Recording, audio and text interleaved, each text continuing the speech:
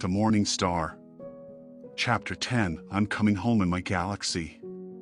Maya sat stiff in the back seat of the Humvee military vehicle that had been speeding through the highways of downtown Tokyo out towards Tachikawa, where there was an American airbase that traced its early days to the Empire of Japan up until its fall to the Americans near the end of World War II, called Yokota Air Base. Next to her on the long bench seat was Elijah, and across from both of them were Toru-sensei and an American who only said his name was Henry and was dressed in a sharp black suit. Henry and Toru-sensei were whispering back and forth to each other, but with the heavy whine of the engine and the whir of the heavy tires on the highway, it was impossible for Maya to make out any of the details. "What do you think they are talking about?" she asked Elijah, bending close to his ear, so he could hear her clearly. "I have no idea, but I know for sure my father is going to kill me." "This is the base where his boss works," he said, pointing out the window at the approaching gates of the main entrance of Yokota Air Base. There was a small guardhouse with a brown sign above that said simply Yokota Air Base in white lettering. They didn't even slow down as the gate opened up automatically, and they passed beyond the gatehouse and into the base itself, with rows and rows of barracks and the largest airplane hangars Maya had ever seen in her life, not that she had seen all that many airplane hangars up till this point. The three Humvees that were part of the caravan that was carrying them sped past the buildings and headed out towards the airfield, where off in the distance was the largest plane Maya had ever seen, larger than she ever imagined an airplane could possibly be. "That's a C-5 Galaxie," Elijah exclaimed, and they both stared out the window at the approaching aircraft. "That is not the aircraft you will be flying in tonight, ladies and gentlemen," Henry, the man in the black suit, said matter-of-factly. None of them were sure who he was, but he seemed to be the one in charge of everything. They turned sharply to the right, and Maya could see another aircraft at the end of one of the other runways with its lights on. It looked a lot like the plane her mom had flown in to go to Florida the year before. "That's a C-40B, basically the same thing as a 737, Elijah said confidently. He knew his jets. "That is 100% correct, young man," Henry said while the Humvee sped along the runway. "We are getting on that plane, and the four of us are going to fly to Virginia to speak with your brother James and your Uncle Douglas. Your little stunt in that VR world of his," he said, pointing at Toru next to him, "set off alarm bells from Paris to Washington. We aren't even sure yet what the extent of the damage is or how deeply our networks were infiltrated, so enjoy the flight, but understand there is a very real, very serious reason we are flying across the world at midnight Tokyo time. Do you even know who this Bella character is? Where is she from? Who is she working for?" He shook his head and stared out the window as the vehicle came to a stop next to the extended staircase of the big twin-engine jet. Maya and Elijah both looked down at the floor. They were both as clueless as the guy in front of them. Bella had told them she was artificial intelligence. An actual AI. But what if she was just some hacker who was pretending to be an AI? Was she even a she? Maya didn't have a clue. "She told us she was an artificial intelligence," Maya said, "a digital consciousness." Henry opened the door, stepping up and out onto the tarmac. He held the door for all of them to get out. "While I appreciate your childlike innocence, young lady," he said as Elijah pushed his way out the door and Maya followed, standing up straight in front of the man in the sharp black suit, looking him in the eyes, "the fact is whoever, or whatever did this took over some very sensitive systems.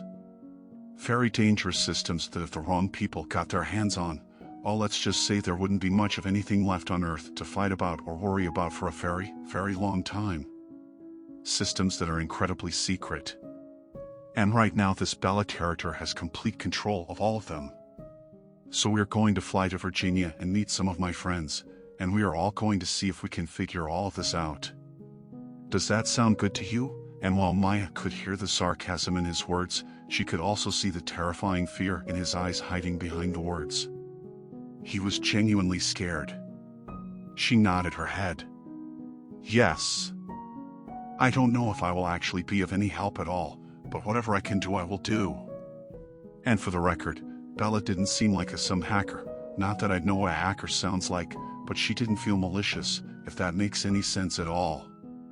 He nodded his head, and they all made their way up the extended staircase of the jet, each of them making their way down the empty aisle and finding their own spot to sit down for the long flight ahead, while Henry headed up to the cockpit of the plane before reappearing a few moments later. "All right, everyone. I'm sure you know the whole safety spiel by now. Just make sure you have your seatbelts on when the seatbelt light flashes red. We've got some food in the galley if anyone wants to try the US Air Force's version of airplane food, otherwise get comfortable cause it's going to be a long flight," and he went back through the porthole to the cockpit of the aircraft with the pilot. They could hear the hydraulic whine of the folding staircase as it closed back into the side of the aircraft like a reverse accordion and the roar of the engines as they spun up. After a few moments they were slowly rolling down the runway before the engines kicked in, and they soared up into the air, leaving the Tokyo skyline fading off into the distance. Maya stared at it from her seat, looking at the city lights as they got dimmer and dimmer. "But I just got here," she said quietly to herself before sitting back in her seat and closing her eyes, her ears slowly popping from the changing air pressure.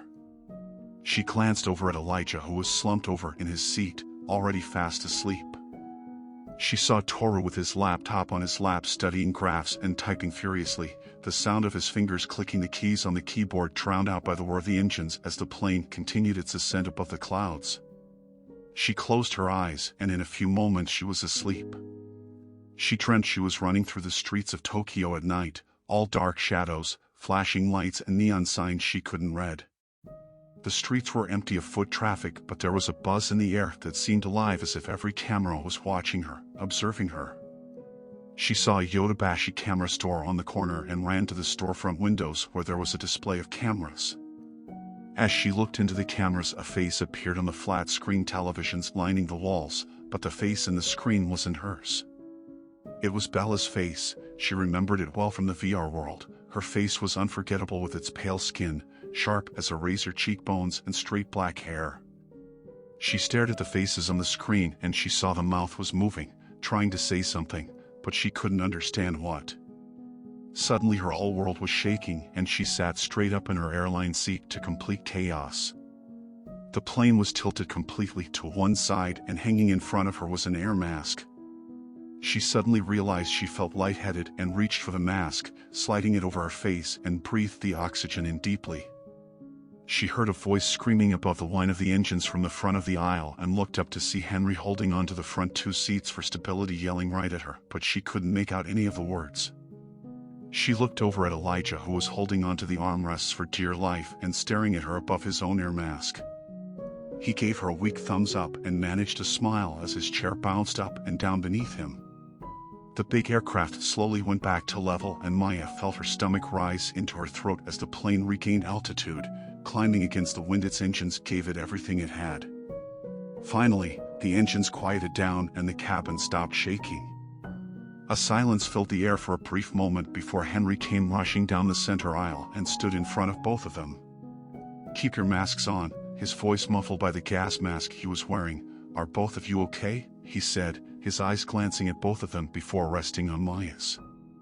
"What happened?" "I was asleep and didn't see anything." She looked over at Elijah, who shrugged his shoulders back at her and shook his head. "1 second we were flying along and then the next second, we weren't," he replied, looking back up at Henry. "The autopilot went crazy. It depressurized the cabin and cockpit to make us all unconscious and tried to fly us into the ground. Thank God we hit a massive patch of turbulence that woke up the pilot, or we would all be at the bottom of the ocean right now," he said, looking out the porthole at the world flying past. "The pilot is going to fly us the rest of the way to Virginia, and I'm going to see if I can contact Washington and find out what the hell is going on. The pilot is slowly repressurizing the cabin now. When that light," he tapped a flashing red light above his head, "turns green, you guys can take off the air masks. Till then just sit tight," and he headed back up to the front of the plane, shutting the door to the cockpit behind him. A few hours later, Henry poked his head out the door and told them they would be making their descent to Langley Air Force Base in just a few minutes and to buckle their seatbelts. Maya looked out the window and could see the lights of a city sparkling off in the distance as the plane made its descent towards the airport below. She clasped her seatbelt with a click and pulled it tight before glancing over at Elijah. "You know it's not called Langley Air Force Base anymore. Now it's called Joint Base Langley Eustis. My dad took me here once to see the F-22 Raptor show. Those jets are incredible, he said as he put his seatbelt on and pulled it tight. You really love airplanes, huh? Do you want to fly someday? She asked with a smile. He really was the typical Air Force kid, she thought. Hell yeah! Actually, my dad got me into one of the simulators for my birthday last year at the base. I only crashed twice while landing and not once during takeoff, he said excitedly. Crashing twice is not very reassuring, Elijah. I prefer the planes I'm on to land, she said, and they both laughed for a moment just before the jet hit a small patch of turbulence, making the whole plane shudder and shake. They both gripped the armrests like their lives depended on it for a moment before they both let out a sigh of relief and relaxed.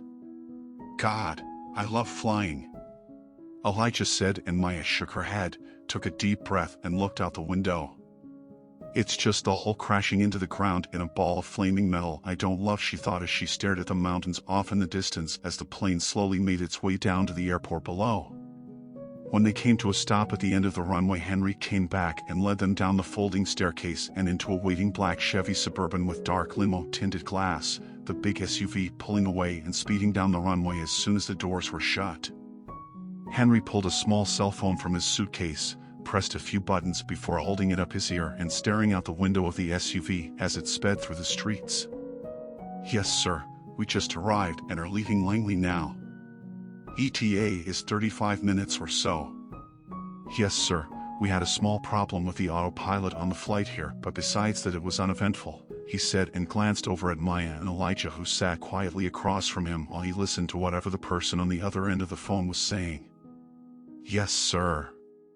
Understood, he said finally before hanging up the phone and putting it back in his slim, leather suitcase.